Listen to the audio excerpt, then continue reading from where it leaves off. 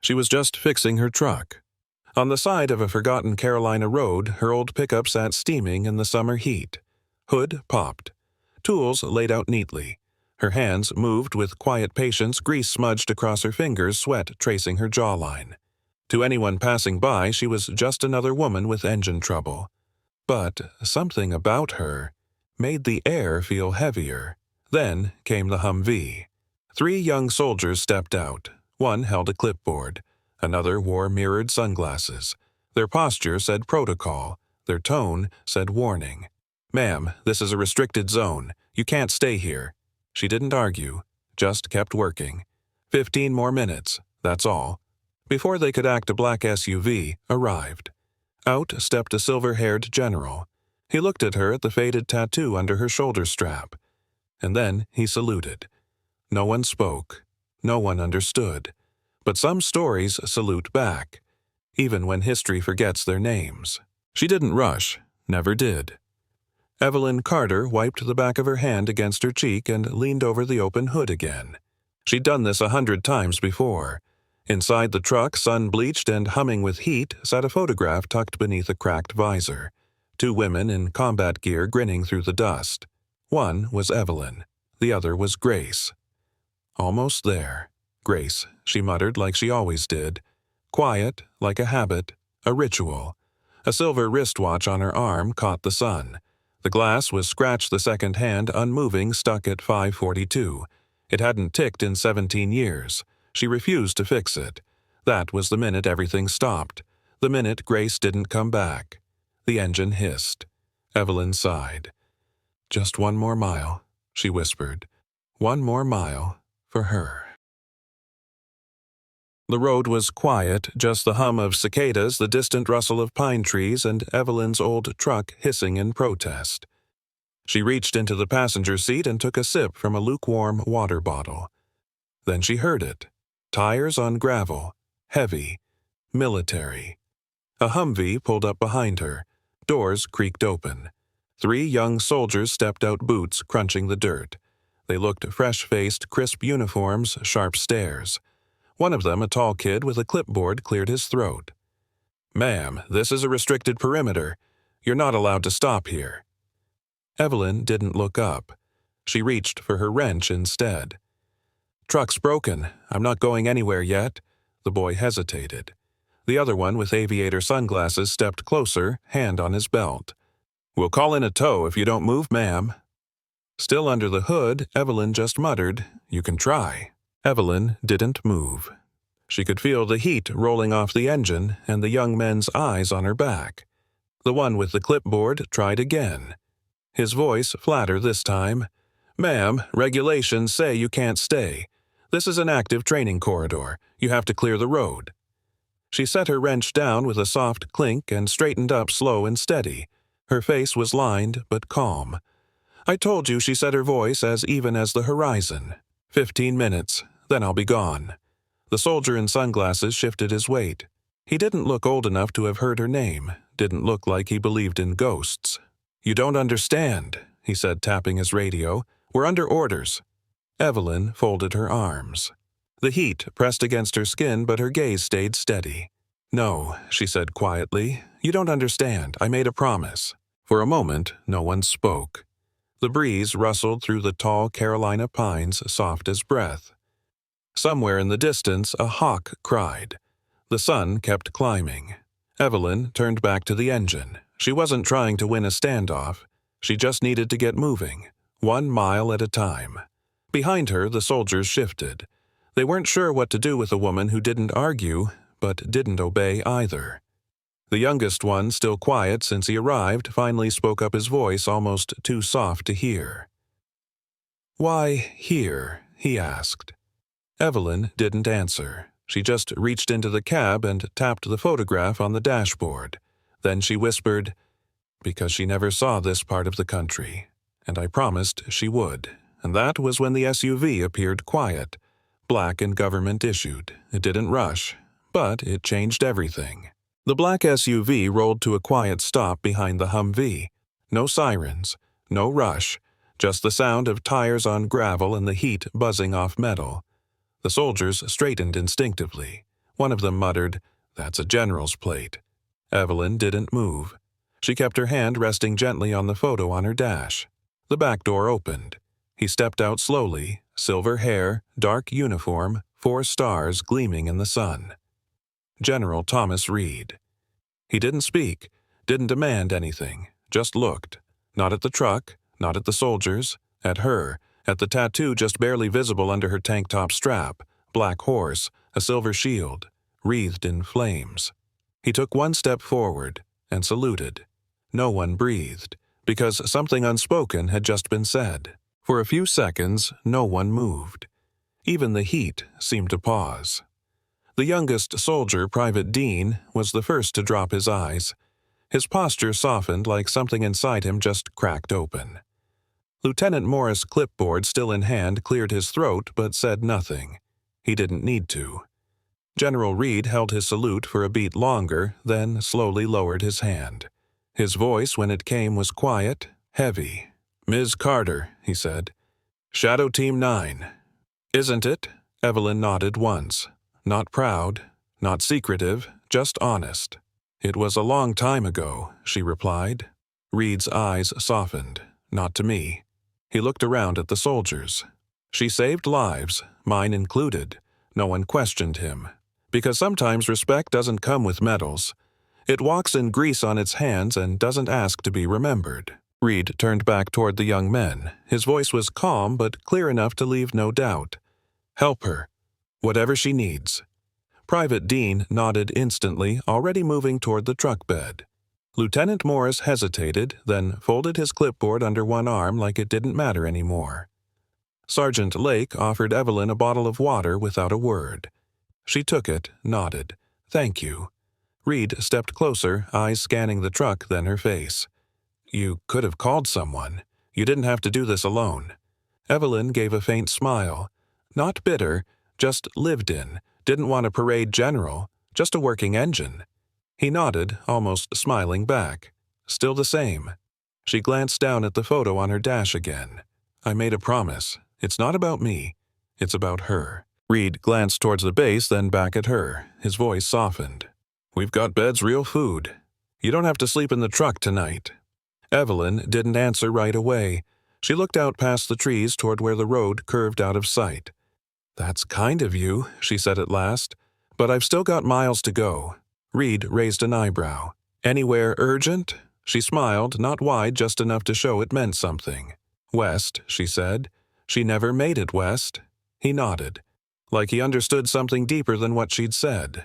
"You always were the quiet type, but the loudest when it mattered." Evelyn touched the photo again, almost like a reflex. Grace hated silence. "So, now, I drive. Let the tires do the talking." Reed didn't press, he just said, "We'll clear the road for you." The mechanic had tightened the last bolt. The engine coughed, then settled into a low, steady rumble, like it remembered how to breathe. Evelyn wiped her hands on an old rag.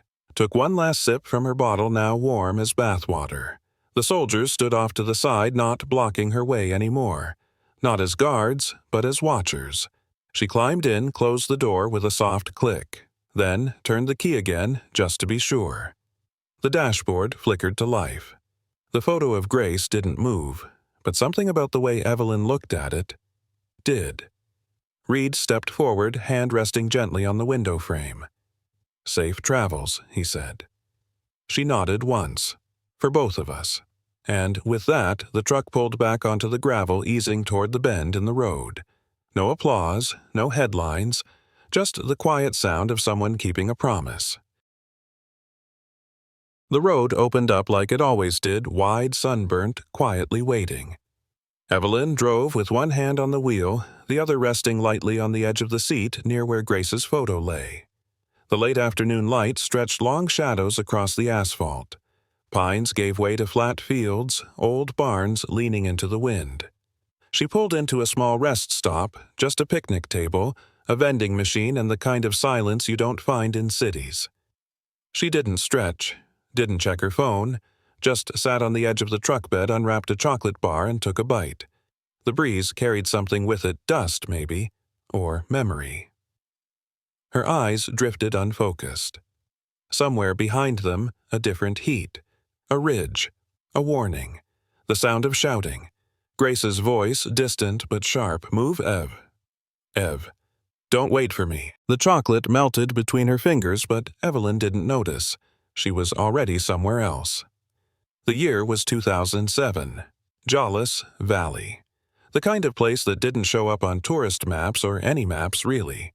She remembered the chopper shaking wind slamming into their faces as they dropped down at dusk. No lights, no radio chatter, just hand signals and breath. 7 of them.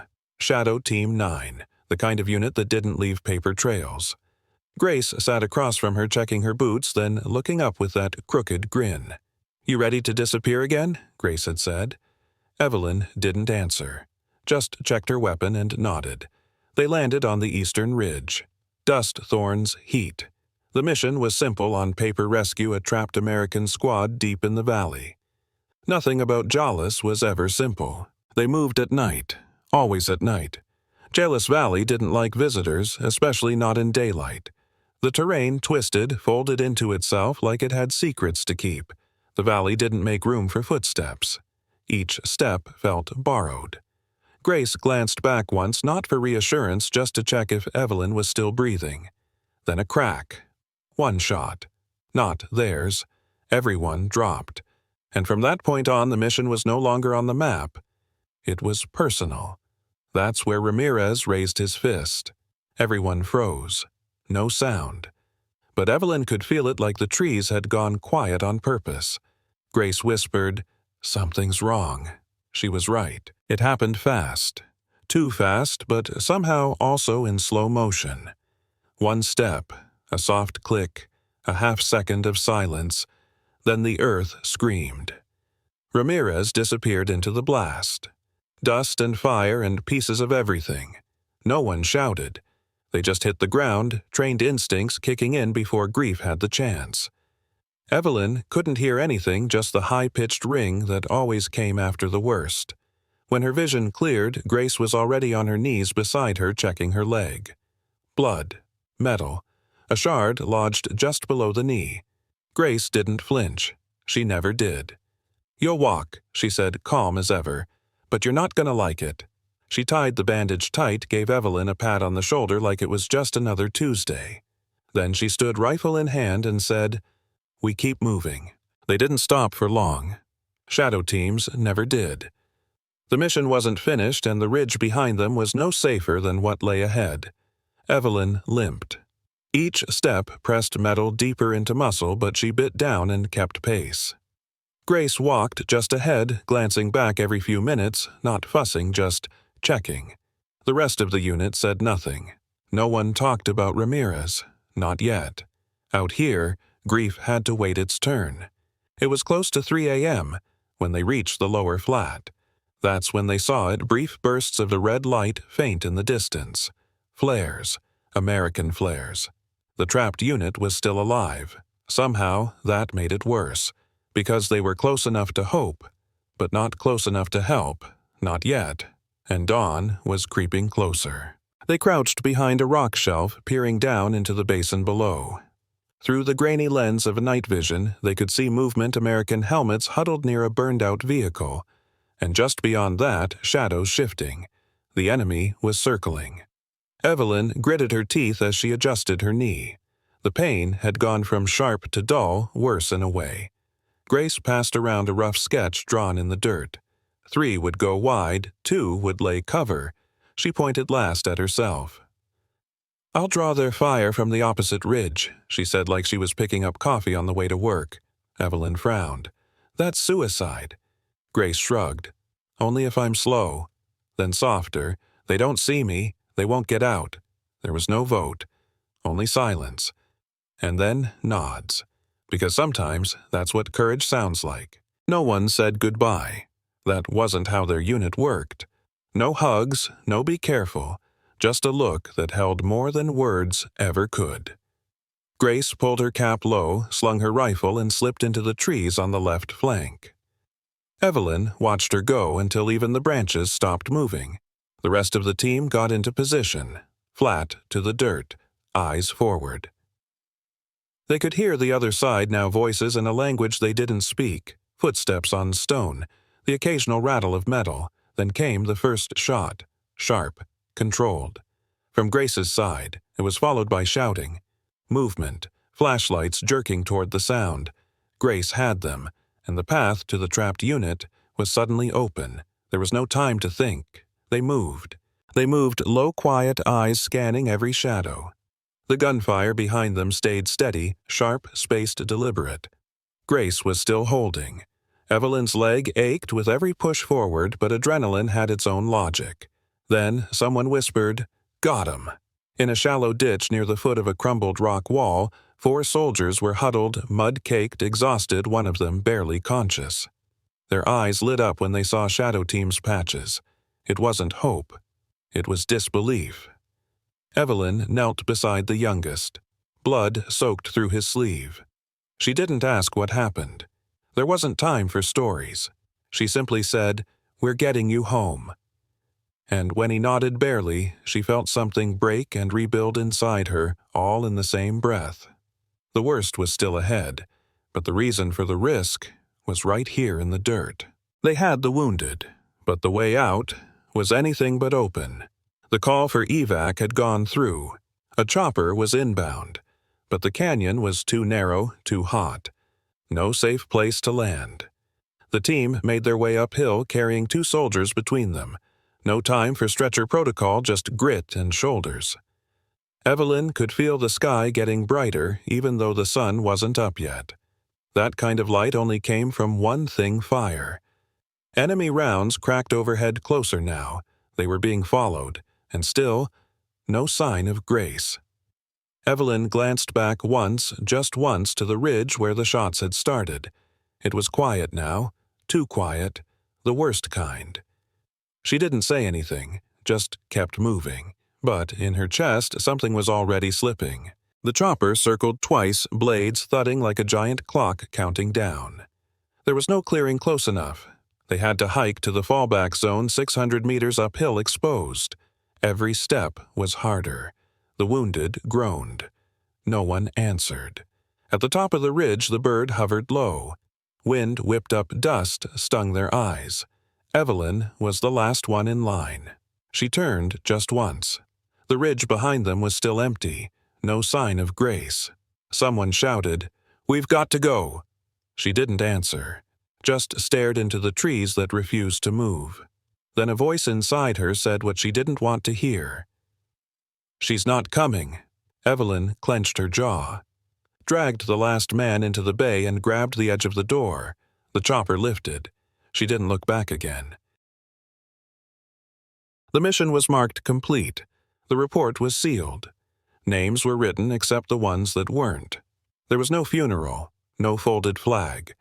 Just a name whispered in the dark and a silence that never quite left. Evelyn was discharged 6 months later. They gave her a certificate, 2 handshakes, and a paper that said thank you. But it didn't say anything about Grace, or Jalis, or what it felt like to walk off a helicopter alone when someone else was supposed to be behind you. So Evelyn bought a truck, drove east at first, then west, kept a photo on her dash.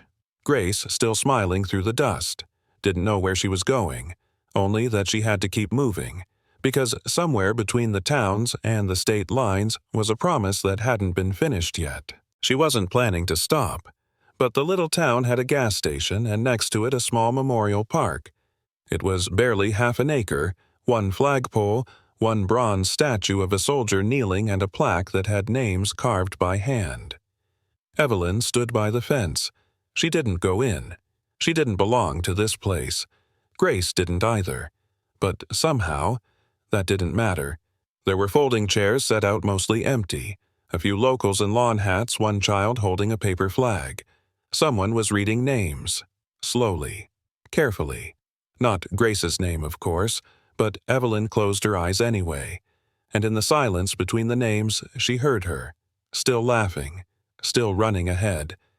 "You owe me a road trip," Grace had said. An older man in a faded uniform leaned over to the boy beside him and said softly, "Not all names get carved, but we remember anyway." Evelyn didn't turn, but her eyes closed, and in that moment, memory stood taller than the statue itself. So Evelyn opened her eyes and kept going. She stopped for coffee at a roadside diner, tin-roof plastic booths, a counter that still had ashtray marks from decades past. Just a quick stop. Just caffeine. She poured 2 creams into a small styrofoam cup, stirred without looking until a voice behind her said softly, "That tattoo." She turned. An older man, late 70s maybe, stood there with a cane in one hand and a look of something between disbelief and respect in the other. He pointed just enough to gesture, not accuse. "Black horse, silver shield. That's Shadow 9, isn't it?" Evelyn paused, then nodded once. His voice dropped to almost a whisper. "I thought you were just a story." She gave a faint smile. "We all are eventually." He didn't laugh. He just said, "Thank you," for not staying gone. They ended up sharing the booth by the window. The waitress didn't ask questions, just poured more coffee and left them alone. The old man stirred his cup slowly, not looking up. "Vietnam," he said after a while. "Khe-san." 68. Evelyn nodded. Didn't press. Just said Jollis. 2007. That was enough. They sat in a kind of silence only veterans understand. The kind that has weight, not awkwardness. He pointed out the window at nothing in particular. "I used to drive too, before the knees quit." Evelyn smiled. "Keeps the ghosts quiet, doesn't it?" He didn't smile back, but his eyes softened. Sometimes it just lets him talk without yelling. They sat there a while longer. No speeches, no therapy. Just 2 people, remembering without saying too much. They didn't shake hands, didn't take a photo. Just one last sip of coffee, one quiet look. Evelyn slid out of the booth, nodding once. The old man lifted 2 fingers off the table, barely a wave, but enough. Back in the truck, the seat was still warm. The air smelled faintly of diner bacon and old leather. She turned the key. Engine caught on the second try. Grace's photo fluttered slightly from the air vent. Evelyn tapped it gently, like always. Outside, the road stretched ahead, straight, empty, sun-washed. But her mind stayed in that booth for a while. Sometimes it just lets him talk without yelling. She didn't say it out loud, but the words settled beside her on the passenger seat. And for a few miles, the ghosts rode quietly. The sign was rusted, half-tilted. "Welcome to Winslow Pop, 3-472. She parked near the edge of town, not in the center, not where people might ask questions. The sun was leaning low, throwing long shadows down empty sidewalks. 1 gas station, 1 grocery store, a bookstore that hadn't opened since Tuesday. Evelyn stepped out and stretched slowly. Her left knee cracked like it always did. She didn't say it out loud, but this was the place. They'd circled it on the map once back in a tent during monsoon season.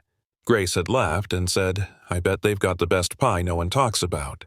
Evelyn walked past the diner. Didn't go in, just looked through the window for a long time. Then she smiled quietly. "We made it, Grace." She didn't book a motel, didn't need to. The truck was her room, her shelter, her chapel. Evelyn lay back on the bench seat, windows cracked just enough to let in the night air. Crickets chirped somewhere beyond the gas station light. She reached for the glove compartment, pulled out a folded paper creased at the corners marked with notes and circles. A road map, the old kind, with ink smudges and fingerprints. She ran her finger along the line from Winslow to the Pacific coast. There, in faded red marker, was a circle drawn years ago.